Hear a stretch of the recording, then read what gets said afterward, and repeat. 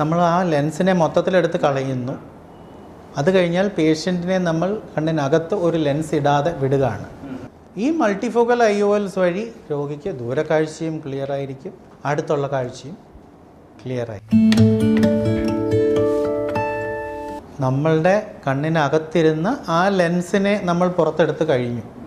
അപ്പോൾ ആ ലെൻസ് നമ്മളുടെ കണ്ണിലുണ്ടായിരുന്ന ആ ലെൻസ് ചെയ്തുകൊണ്ടിരുന്ന ജോലി വേറെ ഒരു ലെൻസ് വെച്ചാൽ മാത്രമേ നടക്കുകയുള്ളൂ. അങ്ങനെ വയ്ക്കുന്ന ലെൻസിനാണ് ഇൻട്രാ ഓക്കുലർ ലെൻസ് എന്ന് പറയുന്നത്.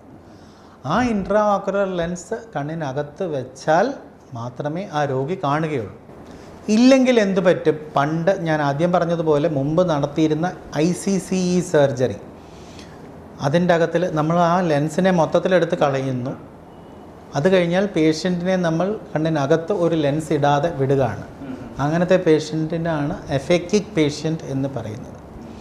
അപ്പോൾ അങ്ങനെ വിടുമ്പോൾ നമുക്ക് ആ രോഗിക്ക് ഫുൾ കാഴ്ച കൊടുക്കാൻ പറ്റില്ല. അപ്പോൾ പിന്നെയും നമ്മൾ ഇതുപോലെ കട്ടിയുള്ള ലെൻസ് വയ്ക്കണം.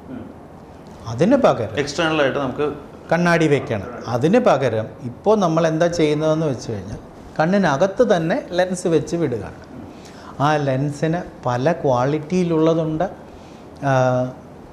പല ജോലികൾ ചെയ്യുന്ന ലെൻസുണ്ട്. വളരെയധികം സ്റ്റഡീസ് അതിൽ നടന്ന് ഒരുപാട് പുരോഗതി പ്രാപിച്ചിട്ടുള്ള ഒരു ഫീൽഡാണ് ഈ ഇൻട്രാഓക്കുലർ ലെൻസുകളുടെ. മുമ്പൊക്കെ നമ്മൾക്ക് ഒരു തിമിരം ചെയ്താൽ ഒരു ഡിസ്റ്റൻസിലുള്ള വിഷൻ മാത്രമേ നമ്മൾക്ക് കൊടുക്കാൻ പറ്റുള്ളൂ.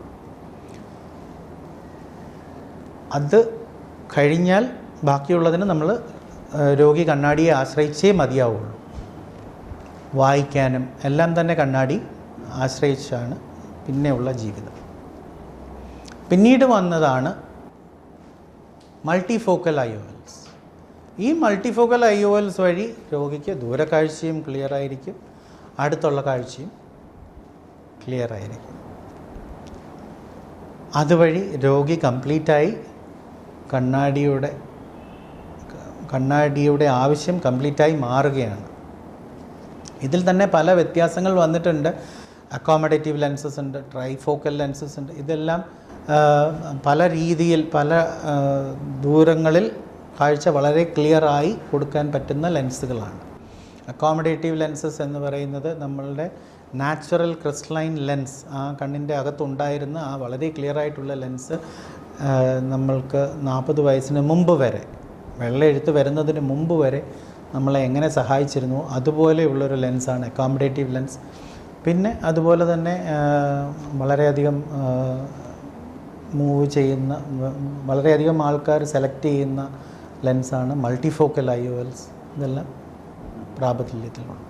ഈ ഒരു ചികിത്സയ്ക്ക് അങ്ങനെ കിടന്ന് ചികിത്സ അങ്ങനെയൊന്നും വേണ്ട. ഇത് മുമ്പ് ആവശ്യമായിരുന്നു. ഞാൻ പറഞ്ഞതുപോലെ ICCE, ECCE ആ കാലഘട്ടങ്ങളിൽ ഡെഫിനറ്റ്ലി രോഗി വിശ്രമിക്കേണ്ടുന്ന ഒരു അവസ്ഥ ഉണ്ടായിരുന്നു.